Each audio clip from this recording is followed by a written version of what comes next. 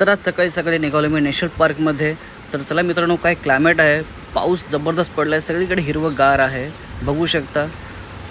तर आज सहज सकाळी प्लॅन केला, चला जॉगिंग करूया.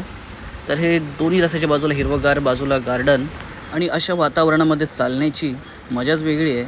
आणि चालल्यावरती आपली बॉडी फ्रेश होऊन जाते, माइंडसुद्धा फ्रेश होतं. लहान लहान मुलंसुद्धा धावत आहेत, जॉगिंग करत आहेत.